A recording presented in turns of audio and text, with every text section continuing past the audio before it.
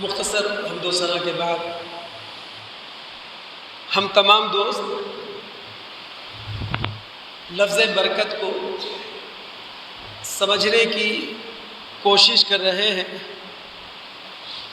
تاکہ عملی زندگی میں ہم تمام مسلمان جو ہم سے بن پڑے اپنا کردار ادا کر سکیں۔ لیکن قبل اس کے کہ باقاعدہ قرآن و سنت میں اتر کر اپنی زندگی کے لیے مزید کچھ اسباق لفظ برکت کو سامنے رکھ کر ہم حاصل کریں، میں چاہوں گا کہ برکت کا لغوی اور ڈکشنری معنی ایک مرتبہ پھر ریپیٹ کر دوں، آپ کے سامنے رکھ دوں۔ برکت اس استحکام کو کہا جاتا ہے جس کے اندر نمو ہو، یعنی ایک چیز اپنی جگہ پر اپنے مقام پر اسٹیبل ہے، مستحکم ہے، ثابت شدہ ہے، لیکن اس کے ساتھ ساتھ وہ گروتھ کر رہی ہے، اس کے ساتھ ساتھ وہ ترقی کر رہی ہے، اس میں اضافہ ہو رہا ہے۔ عرب لوگ مبارک یا فیہ برکہ اس وقت کہا کرتے ہیں جب کسی چیز میں زیادتی اور کثرت محسوس ہو اور اس کے ساتھ ساتھ اس میں استحکام بھی انہیں نظر آئے۔ دودھ جہاں فرحت بخش غذا ہے وہاں صحت بخش غذا بھی ہے، توانائی سے بھرپور غذا ہے، کم سے کم 7 وٹامن اس میں پائے جاتے ہیں، ہماری فطرت کو اپیل کرتی ہوئی غذا ہے۔ وہ جو مسلم کی روایت ہے، سیدنا ابو ہریرہ رضی اللہ تعالیٰ عنہ جس روایت کے راوی ہیں کہ نبی صلی اللہ علیہ وسلم کو جس رات معراج کروائی گئی تو آپ صلی اللہ علیہ وسلم کے سامنے بقدحین 2 پیالے پیش کیے گئے تھے، ایک پیالے میں شراب تھی، دوسرے پیالے میں دودھ تھا۔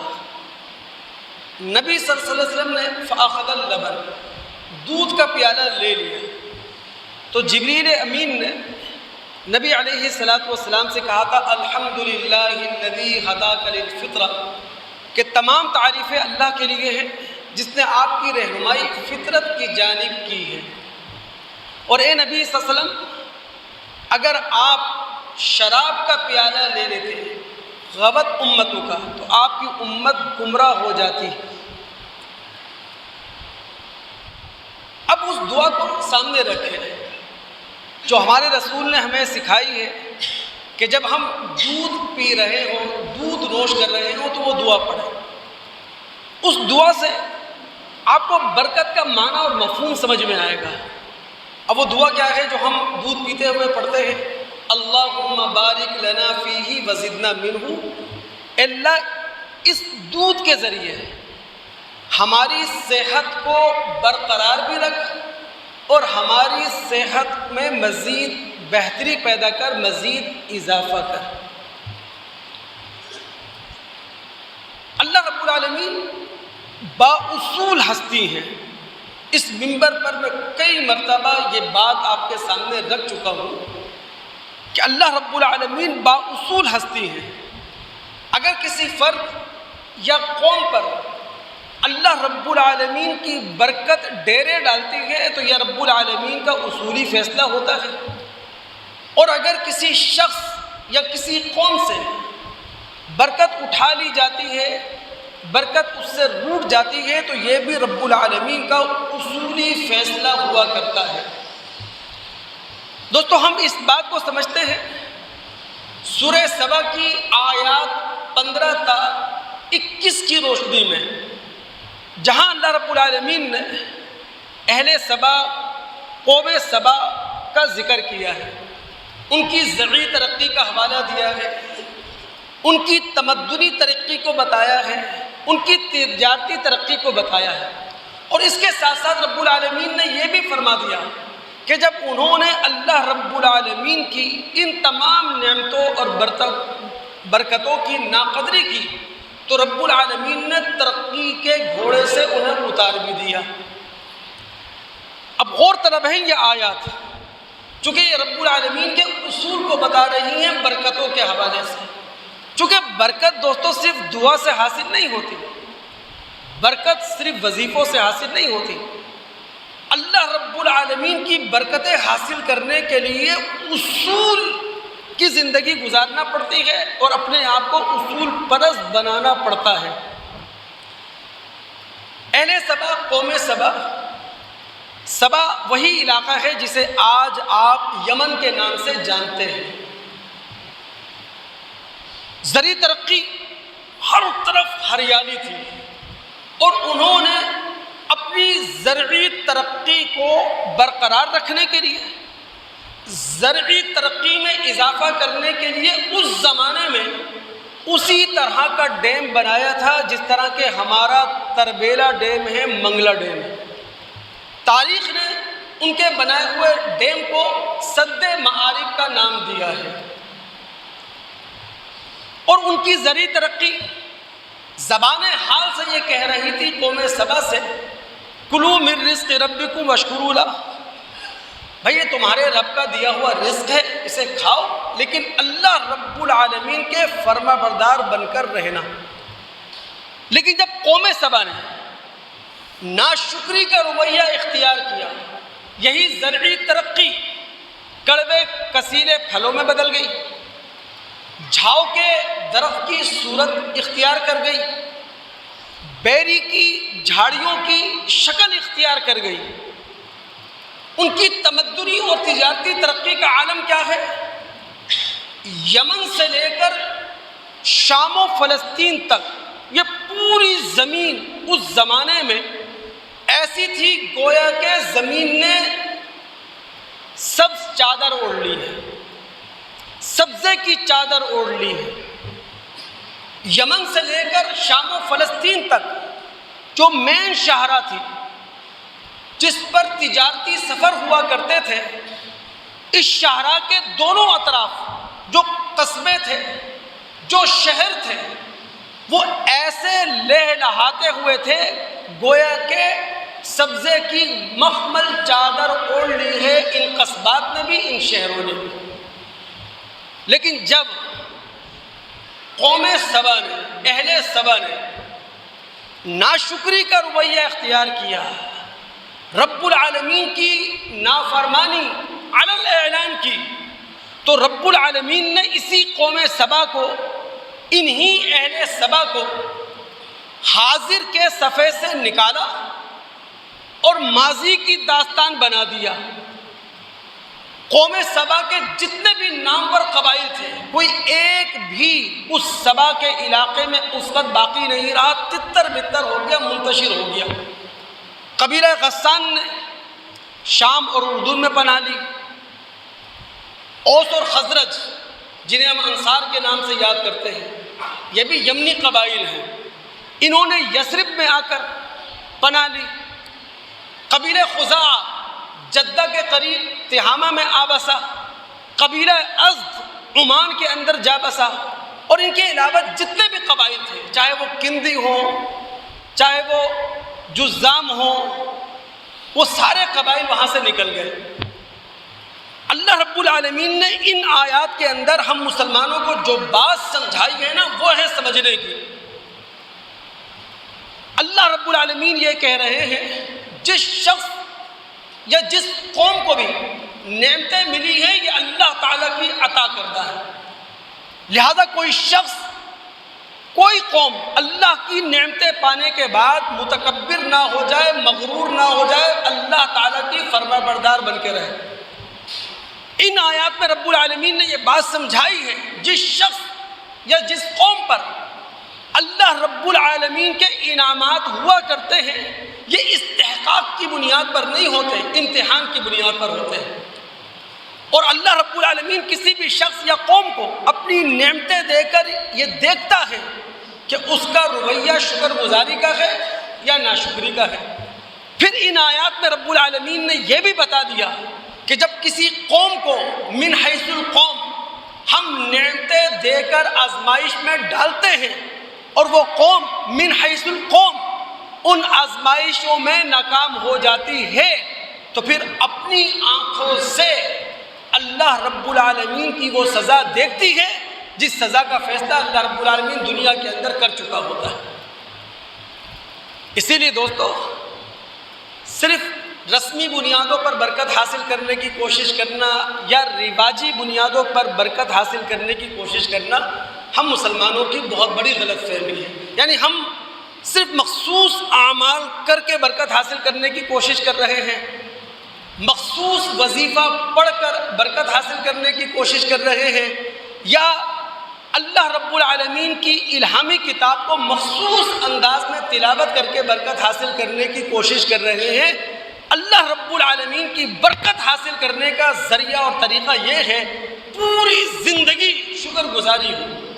اب وہ شکر گزاری اپنی زبان سے بھی ہونا چاہیے، اپنے قلب سے بھی ہونا چاہیے، اپنے اعضاء اور جوارح سے بھی ہونا چاہیے۔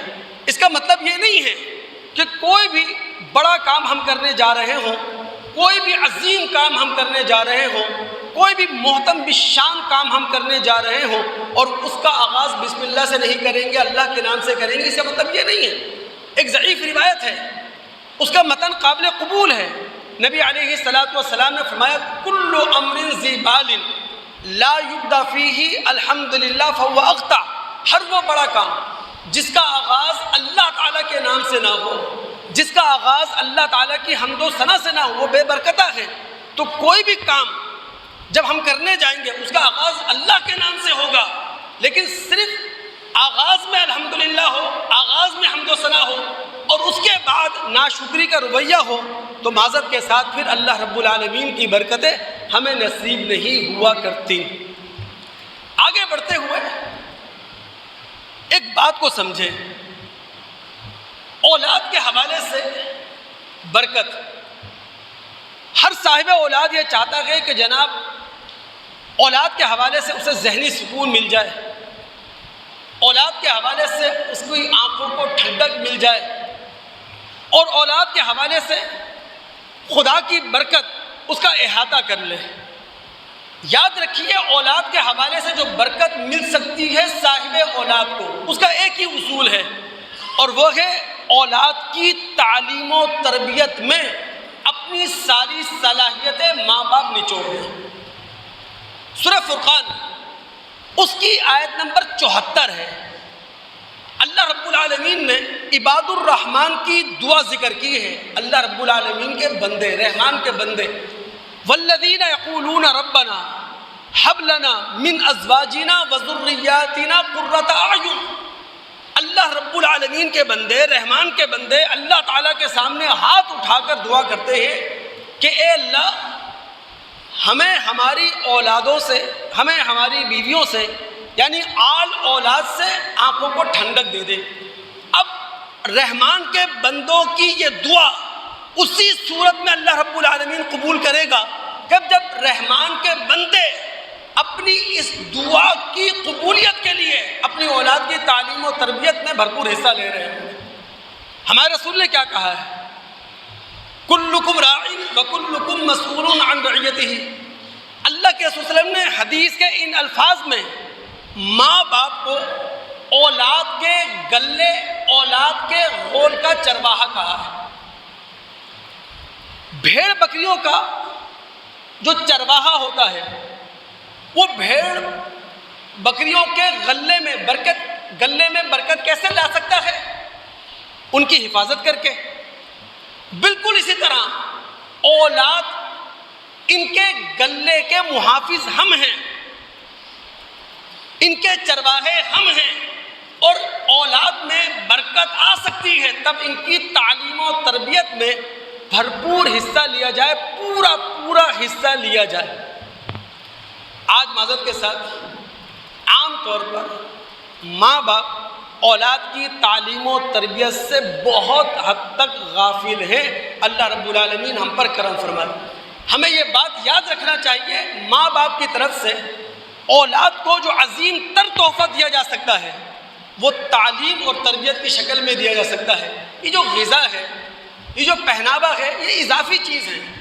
یہ ایکسٹرا چیزیں ہیں، لیکن اس زمانے کا باپ یہ چاہتا ہے اچھا کھلائے، اچھا پہنائے، بالکل، لیکن یہ ایکسٹرا چیزیں ہیں، اضافی چیزیں ہیں۔ اصل جو آپ نے اپنی اولاد کو تحفہ دینا ہے وہ تعلیم و تربیت کی صورت و شکل میں دینا ہے۔ اب میں اپنے تمام سننے والوں کو چاہوں گا کہ یہاں روکوں۔ دوستو، ہم انسانوں کی زندگی کی گاڑی جو رواں دوا ہے، جو چل رہی ہے، جو دوڑ رہی ہے، یہ آسمانی اور زمینی برکتوں کے ملاپ سے، یعنی آسمانی زمینی برکتیں جڑ کر ہماری زندگی کو سہارا دے رہی ہیں۔ اب دماغ آپ حاضر رکھیے گا، ہم مطالعہ کرتے ہیں سورہ حامیم السجدہ، اس کی آیات 9 تا 12۔ ان آیات میں رب العالمین نے بگ بینگ کے بعد کائنات نے جو مراحل طے کیے ہیں ان کا ذکر کیا ہے۔ اب بگ بینگ ہو چکا ہے، کائنات مراحل طے کر رہی ہے اپنی بناوٹ کے لیے۔ اسی دوران رب العالمین فرماتے ہیں وَبَارَكَ فِيهَا وَقَدَّرَ فِيهَا أَقْوَاتَهَا، اس زمین کے اندر ہم نے برکتیں رکھ چھوڑی، اس زمین کے اندر غذائی خزانے ہم نے زمین کی امانت میں دے دیے۔ دوستو، یہ زمین کی برکت ہی تو ہے۔ ایک انسان ایک دانہ زمین کے اندر ڈالتا ہے اور زمین سینکڑوں دانوں کی شکل میں ہمیں دے دیتی ہے۔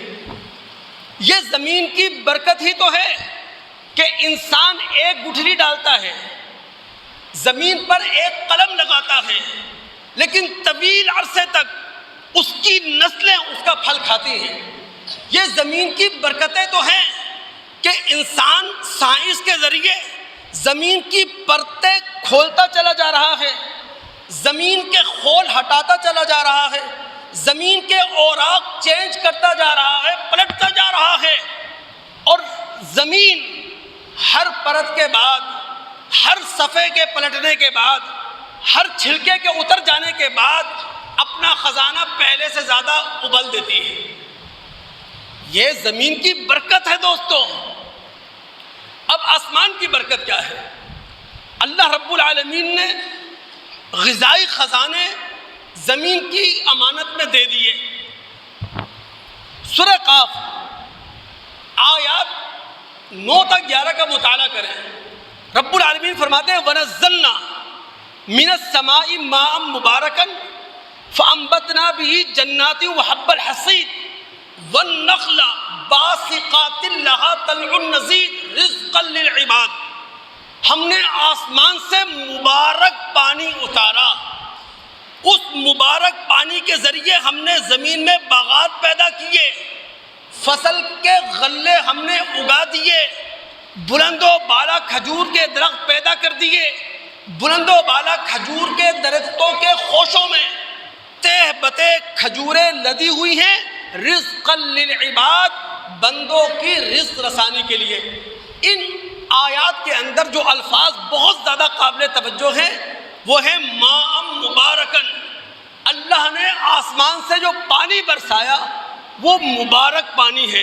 اسی منبر پر کسی وقت میں نے آپ کے سامنے یہ بات رکھی تھی، سائنس دانوں کا اندازہ ہے ہر سال بارش کے ساتھ زمین پر 15 کروڑ ٹن فطری کھاد برستی ہے، نیچرلی فرٹیلائزر برستا ہے، اور اگر یہ فطری کھاد 15 کروڑ ٹن کی شکل میں بارش کے ساتھ نہ برسے تو زمین کی روئیدگی، زمین کی پیداوار اتنی نہ ہو جتنی ہوتی ہے، اور جب زمین کی روئیدگی زیادہ نہیں ہوگی تو پھر رزق کا مسئلہ کھڑا ہو جائے گا، پھر کھانے پینے کا توازن بگڑ کر رہ جائے گا۔ اب ہوتا کیا ہے دوست، سمندر پر جھاگ ہوتی ہے، اس جھاگ میں ہوتے ہیں غبارے، ان غباروں کے اندر ہوتی ہے معدنیات، وہ غبارے پھٹتے ہیں، معدنیات ہوا کے ذریعے فضا میں جاتی ہے، اور پھر وہ ساری معدنیات دوبارہ بارش کے قطروں میں برس جاتی ہے، جب بارش ہوتی ہے صرف پانی نہیں برستا، فاسفورس بھی برستا ہے، میگنیشیم بھی برستا ہے، پوٹیشیم بھی برستا ہے، اور کچھ بھاری آپ کی دھاتیں ہیں، تانبا ہے، رانگ ہے، جست ہے، یہ بھی برستے ہیں۔ اس لیے اللہ رب العالمین فرماتا ہے کہ جو آسمان سے پانی ہم برسا رہے ہیں یہ ماء مبارک ہے۔ اب بتاؤ دوستو، ہمارا رسول ہم سے یہ کیوں نہ کہے جب ہماری زندگی کی گاڑی کو آسمانی اور زمینی برکتیں لے کے چل رہی ہیں کہ ہر لقمے پر الحمدللہ کہو اور ہر گھونٹ پر الحمدللہ کہو۔ وہ جو مسلم کی روایت ہے، نبی علیہ السلام نے فرمایا ان اللہ لیرضى عن العبد، اللہ رب العالمین اس بندے سے راضی ہے، اس بندے سے خوش ہوتا ہے، یاکل الاکل، جو کھانا کھاتا ہے فیحمد علیہ، اللہ کی تعریف کرتا ہے، ویشرب الشرب، پانی پیتا ہے فیحمد علیہ، اور اس پر بھی اللہ تعالیٰ کی تعریف کرتا ہے۔ اور دوستو آگے بڑھتے ہوئے یہاں دو باتیں مزید سمجھ لیں۔ دیکھیں، ایک خوان نعمت تو وہ ہے جو رب العالمین نے زمین پر بچھا دیا ہے، دسترخوان نعمت جو اللہ تعالیٰ نے زمین پر بچھایا۔ آپ نے کیا کیا؟ اپنی مرضی کی چیزیں سلیکٹ کی، منتخب کی، سمیٹ کر لائے اور پھر اپنے گھر کے دسترخوان پر وہ چیزیں سجا دی۔ ایسا ہی ہوا نا؟ اب سوال صرف اتنا سا ہے کہ جب ہم اللہ رب العالمین کے خوان نعمت سے چیزیں سلیکٹ کر کے لائے، ہم نے اپنے گھر کا دسترخوان بچھایا، اب گھر کے دسترخوان پر برکتیں کیسے حاصل کی جا سکتی ہیں؟ اگر آپ مشکات کتاب الاطعمہ کا مطالعہ کریں تو وہاں بہت کچھ آپ کو سمجھنے کا موقع ملے گا۔ گھر کے دسترخوان پر برکتیں حاصل کرنے کا سلیقہ اور طریقہ یہ ہے، کھانا کھانے بیٹھنے سے پہلے بھی ہاتھ دھوئیں، کھانا کھانے کے بعد بھی ہاتھ دھوئیں، کھانا شروع کریں تو اللہ کے نام سے بسم اللہ، کھانے کا اختتام ہو تو اللہ کی حمد پر الحمدللہ الذی اطعمنا وسقانا وجعلنا من المسلمین۔ اور اگر دسترخوان پر بیٹھ کر ایک ہی تھال میں کھانا کھا رہے ہیں یا ایک ہی ڈش سے لے کر کھانا کھا رہے ہیں تو پھر برکت حاصل کرنے کا ایک ہی اصول ہے، اپنے آپ کو حرص و حوث سے بچانا۔ بھائی اپنی ضرورت کے مطابق میں نے لے لیا، اب میری نظر کہاں ہونا چاہیے؟ اپنی پلیٹ پر۔ اگر کھا میں اپنی پلیٹ میں رہا ہوں، دیکھ میں ڈش میں رہا ہوں، پھر کبھی بھی برکت حاصل نہیں ہوگی۔ وہ جو ہمارے رسول صلی اللہ علیہ وسلم نے فرمایا تھا کہ مومن مسلمان ایک آنت میں کھاتا پیتا ہے اور کافر 7 آنتوں میں کھاتا پیتا ہے، اس کا مطلب یہی تھا مسلمان حرص اور حوث کا شکار نہیں ہوتا۔ تو اپنے آپ کو حرص و حوث سے بچا لیں، یقین جانیے بہت برکت حاصل ہوگی۔ بھائی ہم نے ضرورت کے مطابق لے لیا تھا، اور اگر ایک تھال میں کھا رہے ہیں تو پھر اپنے سامنے سے کھائیں، یہ برکت حاصل کرنے کا آسان ذریعہ۔ دوسری چیز، مسلمانوں کی تجارت، مسلمانوں کا کاروبار، مسلمانوں کا بزنس، یہاں برکت حاصل کرنے کا طریقہ کیا ہے، ذریعہ کیا ہے؟ دیکھیں، کاروبار میں، تجارت میں، بزنس میں جو برکت حاصل ہوگی وہ اس اصول پر کہ کاروبار بزنس ہو حق اور انصاف کی بنیاد پر، ظلم، طغیان اور باطل کی بنیاد پر کاروبار نہ ہو۔ اگر ہم دوستوں مطالعہ کر سکیں سورہ نساء کی غالباً آیت نمبر 29 ہے، رب العالمین فرماتے ہیں یا ایھا الذین آمنوا لا تأکلوا اموالکم بینکم بالباطل، اے وہ لوگوں جو ایمان لے کر آئے ہو، ایک دوسرے کا مال باطل طریقے سے نہ کھا لو۔ باطل طریقہ کیا ہے؟ دیکھیں، ایک ہوتا ہے بیچنے والا اور دوسرا ہے خریدنے والا۔ بیچنے والا، خریدنے والا دونوں یکساں بنیادوں پر اس سودے سے مطمئن نہ ہو، یکساں بنیادوں پر اس سودے سے راضی نہ ہو۔ ایک فریق کا مفاد محفوظ ہو اور دوسرے فریق نقصان یا دھوکے کا ہدف ہے، یا دوسرا فریق مجبور ہے سودا کرنے پر، اس طرح میں اور آپ مجبور ہیں، بے بس ہے سودا کرنے پر، تو جب دو فریقوں کی رضامندی ایک جیسی نہ ہو، یکساں نہ ہو، سمجھ لیں یہ سودا باطل ہے۔ اور آج پاکستان کے اندر عمومی معاملہ یہی ہے، ہر بندہ دوسرے کی مجبوری سے فائدہ اٹھا رہا ہے، ہر بندہ موقع پرست بنا ہوا ہے، ٹھیلے والا ہو وہ بھی موقع پرست ہے، رکشے والا ہو وہ بھی موقع پرست ہے، نہ امیر موقع ہاتھ سے جانے دے رہا ہے، نہ غریب موقع ہاتھ سے جانے دے رہا ہے، ہر شخص حل کلمہ گو یہ چاہتا ہے کلمہ پڑھنے کے باوجود کہ 2 روپے اسے اضافی مل جائیں، چاہے وہ باطل طریقے سے آتے ہیں۔ جب باطل طریقے سے پیسہ آتا ہے تو پھر اس کے اندر برکت نہیں ہو سکتی، امیروں کو بیماریاں لگ جاتی ہیں، بیمار غریب ہمیشہ جو ہے وہ پریشانی کی زندگی گزارتا ہوا ہمیں نظر آ رہا ہوتا ہے، برکت کیسے ہو سکتی؟ متفق علیہ روایت ہے، حکیم بن حزام رضی اللہ تعالیٰ عنہ اس روایت کے راوی ہیں، وہ کہتے ہیں نبی صلی اللہ علیہ وسلم نے فرمایا تھا البیعان بالخیار ما لم یتفرقا، سودا بیچنے والا سودا خریدنے والا دونوں اختیار رکھتے ہیں، جب تک ان کے درمیان جدائی نہ ہو جائے وہ سودا فسخ کر سکتے ہیں۔ پھر اللہ کے رسول نے فرمایا وَإِن صَدَقَا، اگر دونوں سچائی سے کام لے، یعنی بیچنے والا بھی خریدنے والا بھی سچائی سے کام لے، وَبَيَّنَا، اور سیدھی سیدھی بات کریں، کھری بات کریں، کوئی ڈاؤٹ نہ ہو، کوئی شک نہ ہو، کوئی ابہام نہ ہو، تو رب العالمین ان کے سودے کے اندر برکت ڈال دے گا۔ لیکن اگر بیچنے والا خریدنے والا وہ ان کتما، دونوں حقیقت کو چھپائیں، سچائی کو چھپائیں، وہ کذبا، دونوں جھوٹ بولیں، بیچنے والا بھی خریدنے والا بھی، محقت برکت و بینہما، اللہ رب العالمین ان کی برکت اٹھا لیا کرتا ہے، برکت سمیٹ دیا کرتا ہے۔ تو سچائی پر سودا ہوگا، ایمانداری پر سودا ہوگا، حق پر سودا ہوگا، انصاف پر سودا ہوگا تو برکتیں اتریں گی، ورنہ خدا کی برکت سے ہمیشہ ہم محروم رہ جائیں گے۔ آخر رسول اللہ صلی اللہ علیہ وسلم نے اتنی بڑی بات جو کہی تھی، وہ جو ترمذی دارقطنی کی روایت ہے، آپ نے فرمایا تھا التاجر الصدوق الامین، وہ تاجر، وہ بزنس مین جو اپنی تجارت میں، اپنے کاروبار میں، اپنے بزنس میں سچا ہو، امین، امانت دار ہو، کیا ہوگا؟ مع النبیین والصدیقین والشہداء، کل قیامت کا دن ہوگا، اس کا حشر ہوگا نبیوں کے ساتھ، اس کا اجتماع ہوگا صدیقین کے ساتھ، اس کا معاملہ ہوگا صالحین کے ساتھ، شہداء کے ساتھ۔ اتنی بڑی بات رسول اللہ نے کہی، برکت سمجھا رہا ہوں آپ کو۔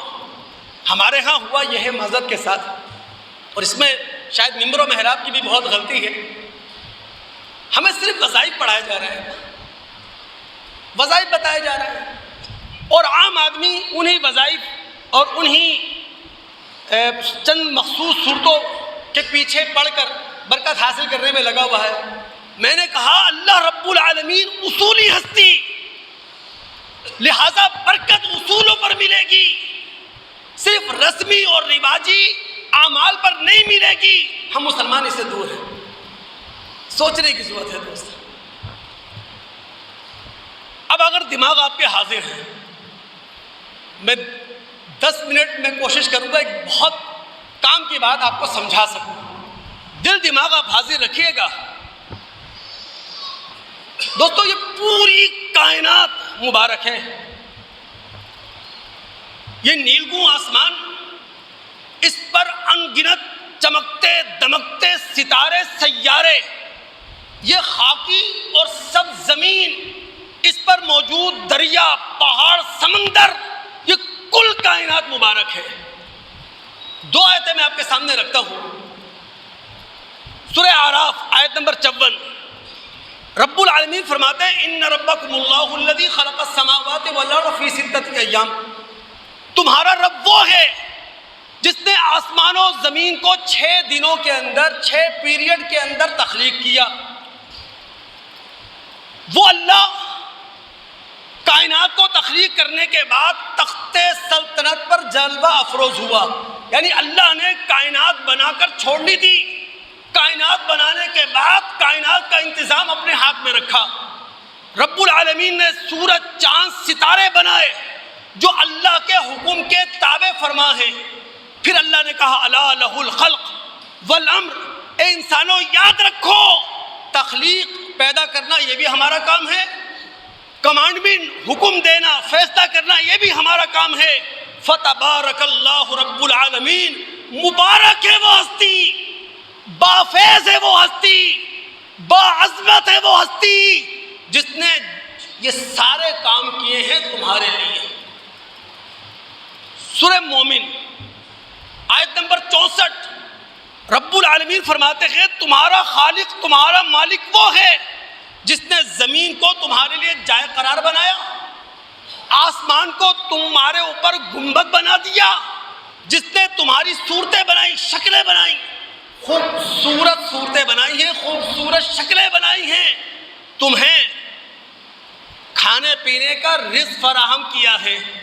پھر اللہ فرماتے ہیں ذالکم اللہ ربکم فتبارک اللہ رب العالمین، مبارک ہے وہ ہستی، بافیض ہے وہ ہستی، کرم نوازی کرنے والی ہے وہ ہستی جس نے یہ سارے کام تمہارے لیے کیے ہیں۔ تو یہ پوری کائنات مبارک ہے۔ اب سوال ہمارے ذہنوں میں یہ ہے اس مبارک کائنات سے ہم کیسے برکتیں حاصل کر سکتے ہیں؟ اس کا ایک ہی ذریعہ ہے دوست، اور وہ ہے علم۔ علم کو ہم اپنی بیک بون سمجھیں، علم کو ہم ریڑھ کی ہڈی سمجھیں، علم کو ہم سرمایہ حیات جانیں۔ فرسٹ پریورٹی اگر کسی چیز کو دیں وہ علم ہے، جو علم آسمانی ہے، علم الہامی ہے۔ یہ تحفظ فراہم کرتا ہے ہماری روحانی زندگی کو۔ نبی علیہ السلام نے فرمایا نا کہ ان الانبیاء لم یورثوا دینارا ولا درہما، انبیاء علیہم السلام اپنے پیچھے رہ جانے والے لوگوں کے لیے جو میراث چھوڑ کر جاتے ہیں وہ درہم اور دینار کی شکل میں چھوڑ کے نہیں جاتے۔ وَإِنَّمَا وَرَّثُوا الْعِلْمَ، انبیاء علیہم السلام دنیا سے گزر جاتے ہیں اور اپنے بعد رہ جانے والے لوگوں کے لیے علم چھوڑ کر جاتے ہیں۔ تو انبیاء علیہم السلام کی علمی میراث قرآن کی شکل میں ہمارے پاس موجود ہے۔ تو ہم اپنی روحانی زندگی کو اسٹیبلش کر سکتے ہیں، مستحکم کر سکتے ہیں، اپنی روحانی زندگی کو ترقی دے سکتے ہیں، دین کے ذریعے، مذہب کے ذریعے، قرآن کے ذریعے، سیرت رسول کے ذریعے۔ اور ہم عصری علم، دنیاوی علم کے ذریعے اپنی مادی زندگی کو تقویت دے سکتے ہیں۔ دماغ دور حاضر رکھے، واللہ قرآن اس بات پر گواہ ہے، قرآن اس بات کا شاہد ہے، عصری علوم، دنیاوی علوم کا پورا پوٹینشل دے کر ہمارے خالق، ہمارے مالک نے ہمیں پیدا کیا ہے۔ دنیاوی علم حاصل کرنے کی پوری طاقت دے کر، پوری قوت دے کر ہمیں پیدا کیا ہے۔ سورہ بقرہ اس کی آیت نمبر غالباً 282 ہے، جو قرآن کی سب سے بڑی آیت ہے۔ اللہ رب العالمین نے پچھلے رکوع میں سود کو حرام قرار دے دیا اور کہا سود کا متبادل ہے قرض حسن، لہذا جب تم ایک دوسرے سے ادھار لین دین کرو قرض حسن پر تو پھر اسے لکھ لیا کرو، اس کی دستاویز تیار کر لیا کرو۔ اور پھر رب العالمین نے کہا کیا وَلَا يَأْبَ كَاتِبٌ أَن يَكْتُبَ كَمَا عَلَّمَهُ اللَّهُ، بھئی جس کو لکھنا آتا ہے، جو دستاویز تیار کر سکتا ہے، جو اس سودے کو لکھ سکتا ہے، جو ادھار لین دین ہو رہا ہے وہ لکھ دے، لکھنے سے انکار نہ کرے، اس لیے کہ یہ صلاحیت اللہ تعالیٰ نے تمہارے اندر رکھی تھی، اس کا پوٹینشل اللہ تعالیٰ نے رکھا تھا۔ دوستو، یہ جو درندے ہیں، شکاری پرندے، ان تک کو سدھانے کا پوٹینشل اللہ نے ہمیں دیا ہے، یعنی شیر، چیتے، ان کو ہم سدھا سکتے ہیں، کتے، باز، شکرا، ان کو اس قابل بنا سکتے ہیں کہ یہ شکار ہمارے لیے کریں۔ اتنا پوٹینشل اللہ نے ہمیں دیا ہے، اتنی قوت اللہ نے ہمیں دی، اتنی استعداد اللہ نے ہمیں دی۔ سورہ مائدہ آیت نمبر 4 رب العالمین فرماتے ہیں وَمَا عَلَّمْتُم مِّنَ الْجَوَارِحِ مُكَلِّبِينَ تُعَلِّمُونَهُنَّ مِمَّا عَلَّمَكُمُ اللَّهُ، اللہ کے دیے ہوئے علم کی بنا پر اگر تم شکاری درندوں کو، شکاری پرندوں کو شکار کرنا سکھا دو، اور وہ شکاری درندے، شکاری پرندے تمہارے لیے شکار کریں، تو وہ شکار تمہارے لیے حلال ہے۔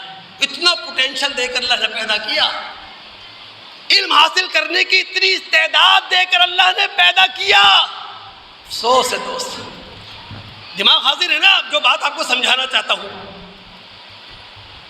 دنیا کی کل آبادی اس وقت 8 ارب سے زائد ہے۔ دنیا کا سب سے بڑا مذہب عیسائیت، جس کے بارے میں کہا جاتا ہے اس کی آبادی 220 کروڑ ہے۔ دوسرا بڑا مذہب اسلام، جس کے بارے میں کہا جاتا ہے کہ اس کی آبادی 200 کروڑ کے قریب ہے۔ تیسرا بڑا مذہب غالباً بدھ مت ہے، جس کی آبادی 100 کروڑ سے کچھ زائد ہے۔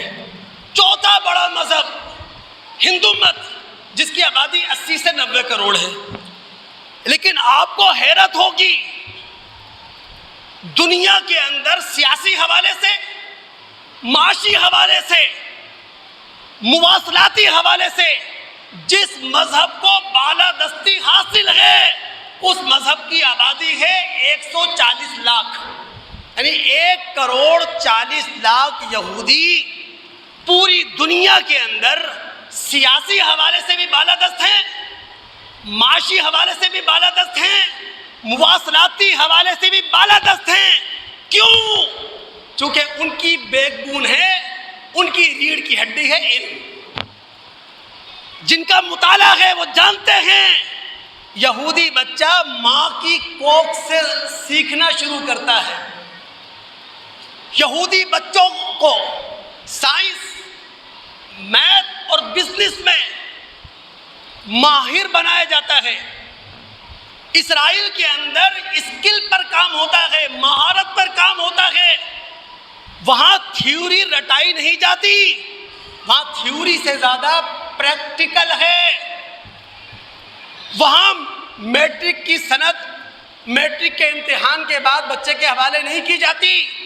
میٹرک کی سند یہودی بچے کو تب ملے گی تب وہ کوئی یونیک پروجیکٹ پیش کرے گا، کوئی نیو پروجیکٹ پیش کرے گا۔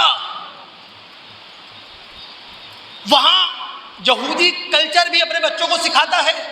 کوئی بھی یہودی گھرانہ ہوگا، وہاں ایک ٹیبل لازمی ہوگی جس پر کتابیں سجی ہوئی ہوں گی۔ یہودیوں کو ان کی گورنمنٹ بھی سکھاتی ہے، فری آف کاسٹ یہودی بچہ پڑھتا ہے۔ پورا تعلیمی نظام حکومت کے پاس ہے، ایک تعلیمی نصاب ہے، ایک تعلیمی بورڈ ہے۔ دنیا کے اندر جتنی بڑی یونیورسٹیاں ہیں یا تو اسرائیل کی ہیں یا یہودیوں کی ہیں، الگ نہیں ہیں، یا تو اسرائیل کی ہیں یا یہودیوں کی ہیں۔ ہم مسلمانوں نے فوکس ہی نہیں کیا، اب روتے پھرتے ہیں، پھر آتی ہے بس جنگوں پر، مارو، کٹ جاؤ، مار دو، یوں کر دو، کچھ رہا نہیں ہمارے پاس۔ ہمارے ہاں معذرت کے ساتھ کتابی نصاب نہیں پڑھایا جا رہا، امتحانی نصاب پڑھایا جا رہا ہے، اور ماں باپ خوش ہیں ماشاءاللہ۔ First term, second term, third term پہ پہنچ جاتے ہیں آفس، اسکول آفس، اور وہ انہیں امتحانی نصاب دے دیتے ہیں، بچے کا امتحان یہاں سے ہوگا۔ بچہ رٹا مار کے امتحان دے لے گا، کیا قابلیت پیدا ہوگی اس میں؟ پورا ایجوکیشن سسٹم، میں سمجھتا ہوں اللہ کی قسم کبھی کبھی میرا ذہن اس طرف جاتا ہے کہ شاید سازش ہے اس کے پیچھے، کوئی فنڈنگ ہو رہی ہے پیچھے سے. پورا تعلیمی نظام پرائیویٹ سیکٹر کے حوالے کر دیا ہے، اور پرائیویٹ سیکٹر نے تعلیم کو بزنس بنا دیا ہے، کاروبار بنا دیا ہے. ہم سمجھ ہی نہیں رہے. پوری دنیا مبارک ہے، پوری کائنات مبارک ہے، لیکن برکتیں حاصل کرنے کے لیے علم حاصل کرنا پڑے گا، علم کو بنیاد بنانا پڑے گا. اسی لیے میں نے شروع میں کہا تھا، ماں باپ کے لیے اپنی اولاد کو سب سے بڑا تحفہ کھلانا پلانا نہیں ہے، پڑھانا لکھانا، ان کی تربیت کرنا ہے. ہمارے ہاں تعلیمی نظام طبقاتی تقسیم کی لکیریں گہری کر رہا ہے. یعنی آپ دیکھیں نا، تعلیمی لحاظ سے ہم تقسیم ہیں.